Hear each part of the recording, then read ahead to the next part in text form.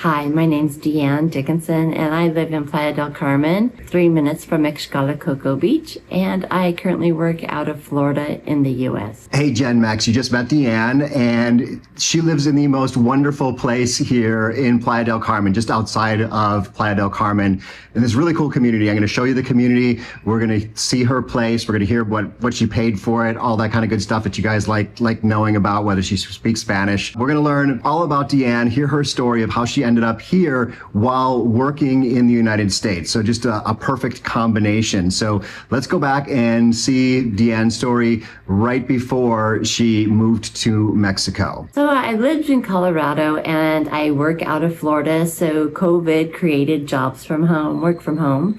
So I work from home in Colorado. I had always said I would live in Mexico. So I sold everything. I sold my home. I lived in my home for 22 years.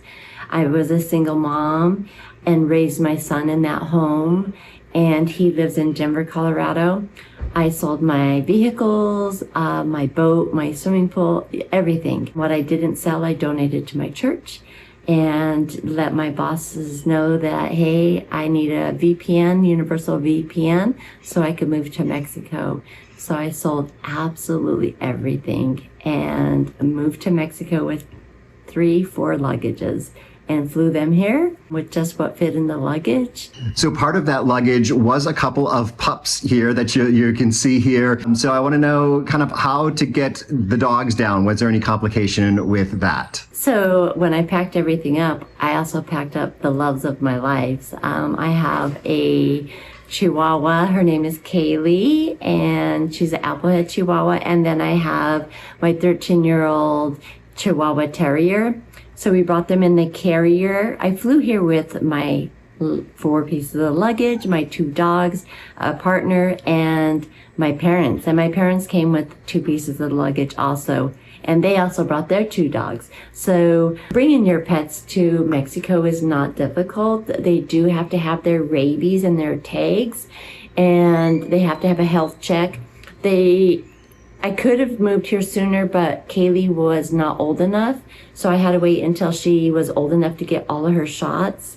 And you bring a health record when you get off the plane. Before you get your luggage, you take your pet to a little area where they are inspected. Your documents are inspected and your pets are inspected. You could bring probably cats, dogs, not sure what other pets they would allow in Mexico, but there is an inspection point that they go check their paws, check their teeth, check their skin, check their bellies, their ears, and pet care here is just as great as healthcare here.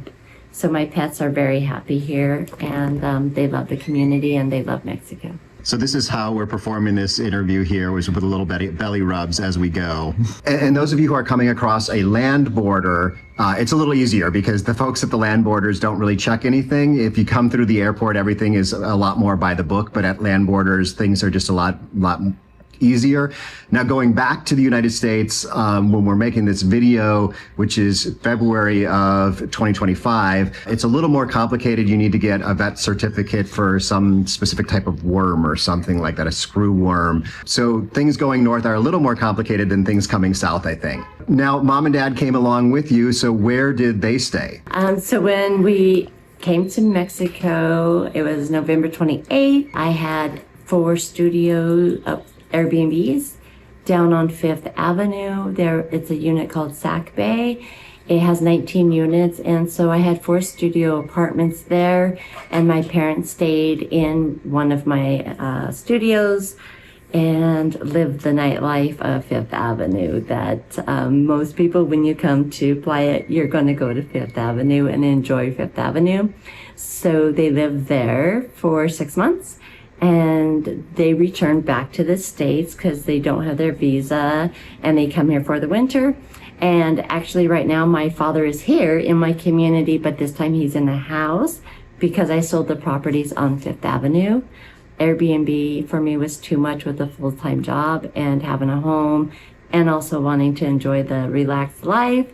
and slow life that is offered here in Mexico. So I did sell those properties. So I am staying down near Fifth Avenue, and it is quite the party place. I'm always curious about people, specifically in a place like Playa del Carmen or Cabo, which are really big tourist party destinations, what it's like to actually live in one of these places. Now, we're a little bit separated from that Fifth Avenue party place because we're out in this community to the northeast of Playa. So let's hear what life is like in a party town. So Fifth Avenue, the excitement of Fifth Avenue. I tell people if I feel like I want to go on vacation, I'll go to Fifth Avenue. So during the week I work, and I do work 9 to 5. So when I get off work, I'll hit the gym here. I'll go to the beach. I'll eat dinner in my area.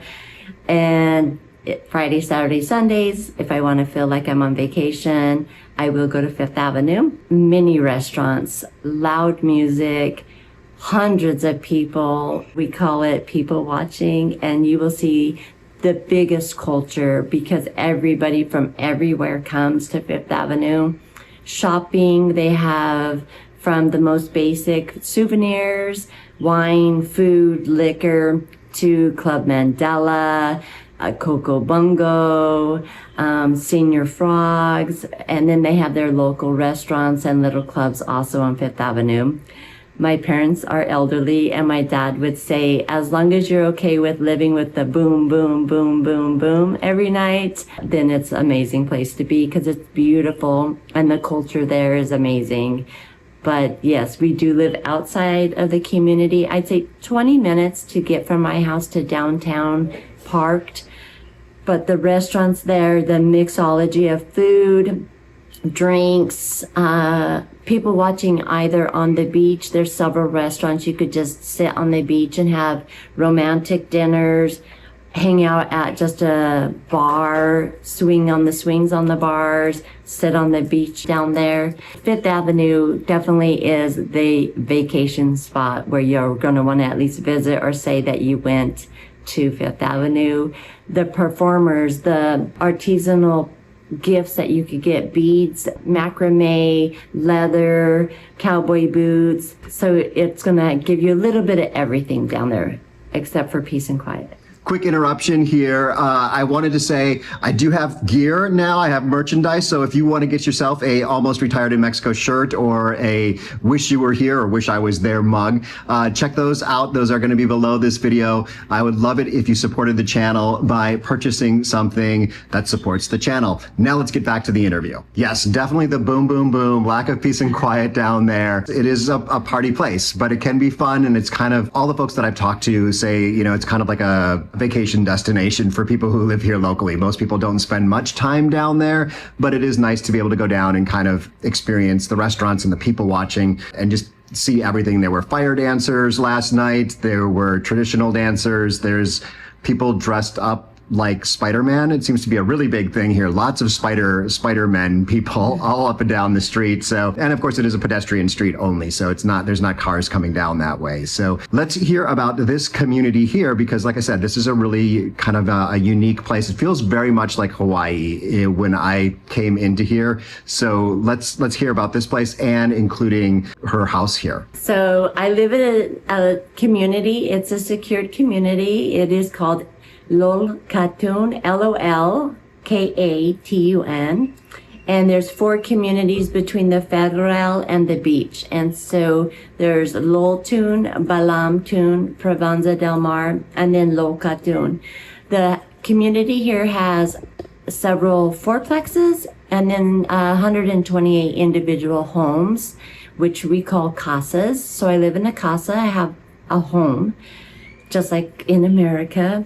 It does have the Hawaii feel. I've been to Hawaii a few times. The community is amazing. We have a security guard 24/7. You have to show an ID. Your car, if you come in on a car, they will take a video and or a picture of your license plates. They give you tags to come into the community. To come in here is very safe. I don't lock up my bike. I remember my neighbors when I bought my home, I saw their bike and I thought, oh, that ain't gonna last long. It'll be gone. And the bike is still leaning on the same tree today, almost 4 years later. So it's very safe and secure. I don't lock my car, and I very rarely lock my doors because it's that safe of a community. Houses here sell between $80,000 for maybe 2-bedroom, 2-bathroom room or apartment in a duplex, fourplex. I call them fourplexes. So you could get those from 80,000 USD. Some of them have major improvements, so they do cost a little more. You could buy homes here from 140,000 up to probably 250,000, depending on the height of your home and the size of your home. I paid 150,000 USD for my home, and I've also now enlarged my home. I built upstairs under my palapa. I built a ensuite, bedroom, bathroom, office area, and then another roof area. So there's 2 terraces. A terrace is covered and a rooftop is not covered. So I have a medium terrace, a lower terrace, and a higher rooftop. So I'm going to show you the whole place. So wait for that. But let's talk expenses here. So, homeowners association fees, electricity, different things like that. So living here in Lolka in a home, my internet is 389 pesos per month. So obviously, the fluctuation of the dollar versus peso. So sometimes it's 17, sometimes it's 21 USD for internet. My water bill is around 230 pesos. I do have grass in my front yard, and I do have a laundry room where I do wash my clothes. I don't take them to the launderia. I have my cellular service in the States, so I don't have that type of bill, but I do have a generic phone that I pay for a SIMS card at OXXO or 7-Eleven. You buy a SIMS card and you could add 110 pesos or 200 pesos or 500 pesos per month, depending on how much you want to use I call it my Mexican phone. So it's very inexpensive. So in electricity, runs about 2,000 pesos to upwards of 4,000 pesos in the hot months. 2,000 pesos is every other month, as a bill every 2 months. So I could say it's about 75 to 150 a month for my utilities for electricity. So that's having an ice machine, ceiling fans, air conditioner. It is higher in the summer months, June, July, August, because I work from home and I do run my air conditioner full time when I sleep and while I work in those hot months. But for the winter months, I just use the ceiling fans and keep my windows open. And so the electricity's not that high. I have a gym membership. The gym membership's 389 pesos per month. So the other thing we do pay in this community is our HOA fee. Our HOA fees are 1,000 pesos, and we don't have a pool in this community, so they are low, but that $50 USD, usually it goes up like 5 or 10% per year if you have a HOA meeting and it's voted on. And that usually includes your gardeners. I have a gardener that keeps my front yard clean, the trash service, security guard, and the community area. We do have a big palapa area that you could rent for like 400 pesos, and the gardeners will bring in the tables and chairs. It has a sink, has a big grilling area, so you could use it for, say, you want to have a little dance event, party, yoga, you want a barbecue, birthday party, you're able to rent that palapa just by being an owner in the community. Yes, I walked through the park on the way over here, and there's probably a dog walking through the park, because I noticed whenever a dog walked on this edge of the park, the dog next door barked. So let's get a specific tour of the house, kind of walking through so you can see everything. Coming into my home, I do have a driveway and a back door and a front door, and my backyard is gated. The front door, you come into entryway. I do have a smaller living room that has a built-in entertainment center, television. Behind me, you're going to see my dining room, and then I have a kitchen with granite countertops. The refrigerator has an ice machine. I do have an oven. I do cook just like I do back home. At Thanksgiving here, I had 19 people from 6 countries. We had turkey, potatoes, stuffing, all the mixings. I do have a higher quality kitchen area compared to some homes here. It does have kitchen cabinets to the ceiling. It does have a wine rack. It also has the wine glass holders. I have a laundry room here. I have 2 bedrooms downstairs, a full bathroom, and then a quarter bath downstairs on my lower level. You could go upstairs to what would have been, used to be my palapa. It just was a covered palapa patio area. I built an ensuite that has an office, a bedroom, and a bathroom with a walk-in closet. It is under construction. So I do have a lot of people coming and going, a lot of construction material that we buy at Home Depot, and Boxito, which is a local area to purchase hardware for construction. And then they also have their smaller construction stores that Sumo Casa is another material store that you could purchase items from. So we have the same sources that Americans have. We don't hurt for any type of material. It's all available to us in our homes. So we talked about Home Depot a little bit earlier before we started filming, and the Home Depot here sounds like it might be a little bit better quality than in La Paz, because in La Paz we act like an island, so we don't get necessarily the best quality of everything, and things are a little bit more expensive over there at Baja California Sur than over here in the Yucatan. But let's switch gears now and talk a little bit about working from Mexico. So with my job that I work out of Florida, I do credentialing. So I enroll providers and offices to be in network with insurance companies. So I have 44 providers, which could be mid-level providers, which are advanced nurse practitioners, physician assistants, and doctors, MDs, and DOs. I work strictly from the computer. We have 9 urgent care centers and 3 pediatric internal medicine clinics. So with those clinics come several different specialists. So we have specialty care and we do sleep medicine. We are getting ready to grow and expand our practices to do sleep medicine, in-home sleep studies, in your home, all across the U.S. So we're ramping up to add 100 doctors, because there will be 2 physicians for every state. So a lot of paperwork, but most of the paperwork done is through Blue Cross Blue Shield, Humana, Aetna Insurance, Medicaid, Medicare, Hooray, Prime. There's hundreds of insurance plans out there. So that's what I do, is those applications to enroll our providers to be in network with insurance companies. So that was the most difficult, was just getting a VPN that worked. I have a trick here. I do have 2 different vendors of internet. So if I ever have one of my internet vendors go down, I have a backup, plus upstairs versus downstairs. And our homes here are built blocks and cement and tons of rebar. So the reception upstairs to downstairs is not the best. So I also have 2 different modems, one upstairs, one downstairs, with different vendors. That's made my work a little bit easier for me to be able to stay online and work. I'm not micromanaged, so I'm able to take a break, come downstairs, make a sandwich or a coffee, go back upstairs and go to work. Before I had an office upstairs, I literally had my desk outside on my palapa, and I worked outside for 5 months of the year and just sat outside and enjoyed the cool breeze. The doctor I work for, it's one physician that owns all of these practices. He does have a medical license to practice medicine in like 45 of our states. He's amazing to work for him. I do fly there. They fly me there for my Christmas party every year.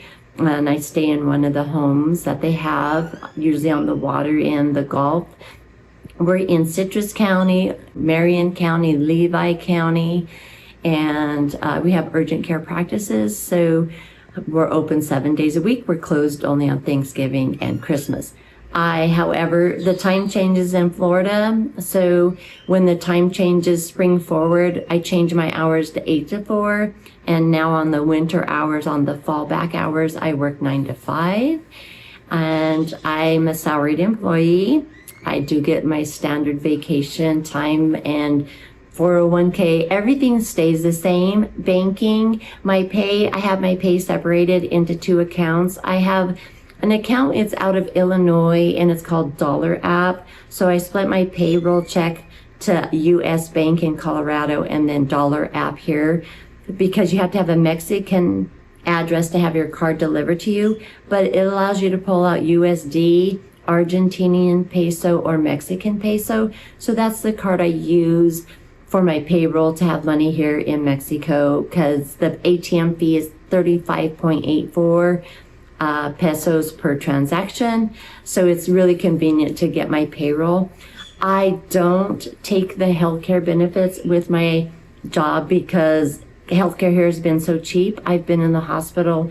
I've had surgery here. I've had physicians come here to my home. I'm a 2-time breast cancer survivor, and I've had 26 surgeries. So I could speak of medical care not only because of my job, and my jobs of my lifetime have all been in medical care, but I've also had treatment here in Mexico, in Quintana Roo, Playa del Carmen, Merida, and in Cancun. So my jobs have been very accommodating with my medical treatment here and my medical care, and all of the results of treatment I've had here I send to my boss, and he's gone through everything. We also, in my job, employ several physicians that went to school in Mexico City and or Monterrey. Our providers come from Canada, Puerto Rico, and Mexico. So you may not be getting care in Mexico, but you're probably being taken care of by a provider that went to college in Mexico City. The hospitals in Mexico are really wonderful. A lot of time, the doctors almost always speak English, especially if you're working in a private hospital. Many of them have at least interned or worked or studied in the United States. So really great quality health care here. A couple other things. One was the internet. We also have 2 internets. My wife and I both work from home, and it's kind of like the internet hardly ever goes out down here, but when you're living in Mexico, there's kind of this expectation that the internet's going to go out. And so when it does, it just like confirms that, oh, you can't work from Mexico. So we have a backup. We have Starlink and we have fiber. We're almost always just using the fiber, but the Starlink is there just in case. We did have a spot when one of the contractors down the street hit the fiber. That could have happened just as easily in the United States and our internet would have been knocked out. But in the United States, people would have been like, oh, a contractor knocked it out. In Mexico, they'd be like, see, I told you Mexico was not a good place to work. So before we wrap up here, I want to get Deanna's top tip on if you're thinking about working from the United States and living in Mexico, what is her top tip? So my top tip would come on vacation and find a spot that you would enjoy, because there's so much in the area. You don't want to work at a Starbucks or an Cacao that has internet and electricity. You really want to find somewhere that you can enjoy. I'm a firm believer, if you don't love what you do, then it's work. I don't work. To me, I don't work. I love what I do. And I work in my home, which is amazing. So my top tip would be, make sure you're comfortable and have that feel of luxury of being able to do what you need to do with your job, but also still enjoy every moment of being in Mexico. My office, like I said, I could work from downstairs or upstairs. Upstairs, I have monkeys that come and visit me, or I have iguanas, or the birds singing. So it's an amazing place to be. I don't feel like I'm at work. I feel like I'm in the jungle. And so it's just a perk of having all of the surroundings. So I work in comfort. And that's the biggest part, is make sure you're not industrial working, that you're really working in the moment and also enjoying what Mexico has to offer you, because it's beautiful. The sounds, I see the birds are talking to me. I make myself feel special, even though I know they're not. Even having the same iguana come and perch on my porch every day, it makes me feel like I'm not at work, which makes me enjoy my job even more. That is great advice. And that's something actually, so I work from my office inside our casa in La Paz, and it's something I've been meaning to build an outdoor desk so that I can work from outside and just have, also have the really wonderful background so that I can make everyone jealous when I'm on a Zoom call. Right now, they're seeing that I'm clearly in Mexico because of the bright colors, things like that. But I definitely need a better place to work outside from La Paz when I'm down there. there. So thank you so much for watching this. Thank you, Deanna, for sharing your story with us. And you can see more videos from Playa del Carmen or from other parts of Mexico, from other foreigners who have made it work in Mexico. So check those out next. From Playa del Carmen, wish you were here. Hasta luego.